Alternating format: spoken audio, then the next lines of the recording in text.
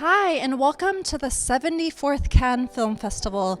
We're here in the south of France, and I am with filmmaker Philippe Audi-Dor. He is the man, writer, and director behind the short film Ruby Red. So we're going to talk about his film, and I want to hear all about it and how we got involved with it, where the story came about, and get all the details. You wrote Ruby Red, you also directed it. Can you tell me how the story came about? I was kind of watching all of my guy friends, like straight guy friends, and how they were acting today, and I felt like it was so different to how I imagine previous generations of men were acting when it came to their way of being men, that I was like interested in looking at masculinity today and thinking, okay, like what are young men going through? And because I'm interested in looking at all of this through a queer gaze, I was like, okay, like how can I think about masculinity in a new way? And that's why I decided to do this short film.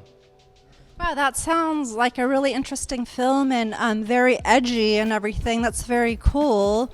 You know, how did you decide to direct it? I mean, have you directed other films in the past?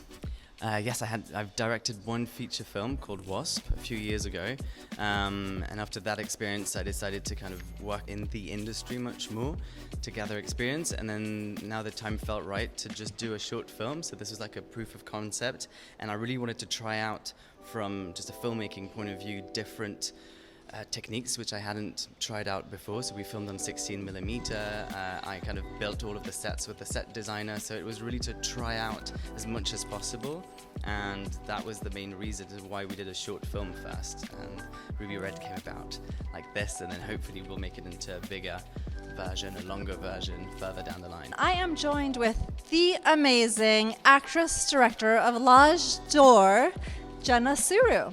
Hi, Jenna. Hi Cindy, how are you today? I'm doing great. You know, Jenna does so many things. She's also the festival director of Paris International Film Festival that's actually accepting submissions now. And she's also very involved in Cannes series. So Jenna, welcome. It's so wonderful to have you here and speak with us at Dig In Magazine at Cannes. If you could tell me, what's going on with Paris International Film Festival? What are the updates? We're really excited for our filmmakers because we had such an exciting and interactive virtual edition thanks to our brilliant partner Filmocracy and our amazing press partners like Dig In Magazine for the US. And thank you so much for everything you've done for our filmmakers this year. And this here is a wonderful opportunity to actually network and meet safely with some of our filmmakers who are able to attend. So it's extremely exciting. We have a wonderful lineup of interviews for them with you, but also networking events, and we have our early bird deadline symbolically the day after Bastille Day, and on that day we also have a party co-organized by our UK press partner Integrity Magazine. So excited today to be joined with two incredible filmmakers.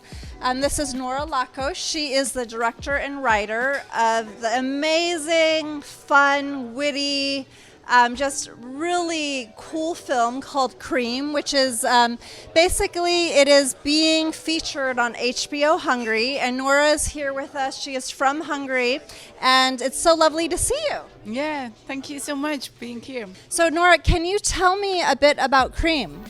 Yeah, it's a romantic comedy actually with some French touch, and I think that it's. I'm really happy that French audience loved the film, and also the French Paris Film Festival jury, because I always got this that this film is not like a Hungarian film; it's more like a French film. So yeah, now it proved that the French audience also loved it. You did win a number of awards at Paris International Film Festival, and here is Festival Director Jenna Suru to present. Massive congratulations. It's very moving for me to meet with Nora in person because we've been obviously talking a lot, and also at the festival, she also on Valentine's Day for the closing, because it was kind of like our closing special to have Hab Cream with us, a conversation like with everyone around the virtual table, so that was really important. And on that day we announced the awards. So Cream is the big winner, if you may say so, of the Paris International Film Festival this year. It won 5 awards, the Grand Prix Jury Award. So that's a very important award given by our jury, which I want to mention, there was including Jeff Arch, who is quite a wonderful writer who wrote about Sleepless in Seattle. Although all the films from the competition were really, really incredible, it was obvious that Nora deserved the best directing award because the work she did as a director is really magical.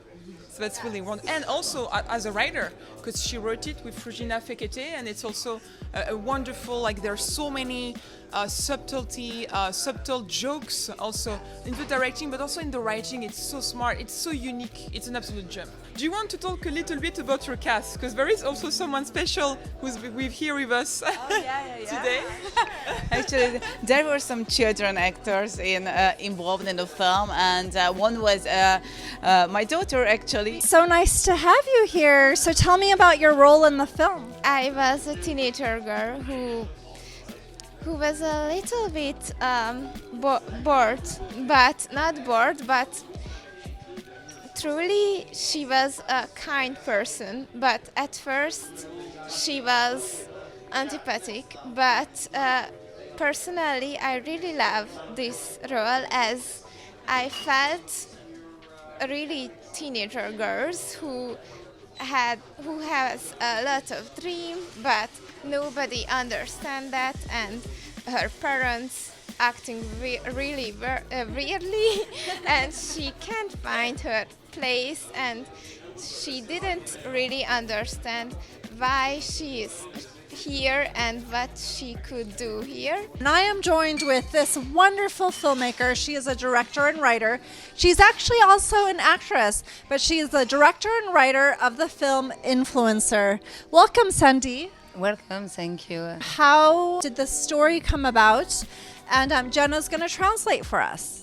Ça va être compliqué parce que mon adolescente, mon personnage principal, donc Lola qui a 15 ans, passe son temps sur son téléphone portable, et en termes de mise en scène, ça allait vite devenir redondant parce que ça allait être des séquences où on allait la voir sur le téléphone, et c'est là où j'ai eu l'idée finalement de faire une fiction immersive et d'être dans le téléphone de mon personnage principal et de suivre toute l'histoire à travers ces différentes applications, à travers les différents réseaux, Instagram, les FaceTime. Voilà, c'est un exercice d'écriture complètement différent. What Sunny is explaining is that from an early stage, she really realized how challenging it would be to tell this story, because obviously there are many films and stories about the negative consequences of social media on the youth. How can you tell a story when it's something so personal, it's on your phone? And this is where she realized that to kind of overcome that challenge, she would create an immersive short film where you're actually living the story with the characters. I am here with the Shakespeare sisters, Anna. Hi. And Hillary. Hello. So we were so thrilled to talk to the Shakespeare sisters today about Soundtrack to 16. This is their award-winning film that was featured at Paris International Film Festival, and they also had a really great festival run. So if you could tell me, Anna, tell me about your film. I know that you're the writer and you're also a producer, and Hillary's the director. She also wrote and produced as well. It's a coming-of-age film set in London, and it's called Soundtrack to 16 because it's kind of all about that year of being 16. One of us writes and the other one writes the next scene, and then we kind of go back and edit each other's. And sometimes you're like, oh, that's a funny joke you wrote, and then you're like, oh no, that was actually me. So amazing to talk to you guys and have you here in the south of France together with us. And I just want to send a big shout out and thank you to Jenna Suru and Paris International Film Festival. So Dig In Magazine is the U.S. press partner of Paris International Film Festival, and we're just so thrilled for these wonderful opportunities to speak with filmmakers like the Shakespeare sisters. Oh, thank you so much for having us. Yeah, thank you for talking to us. And so, please stay tuned. We will have more interviews coming your way with Paris International Film Festival. And please continue to tune in and join us.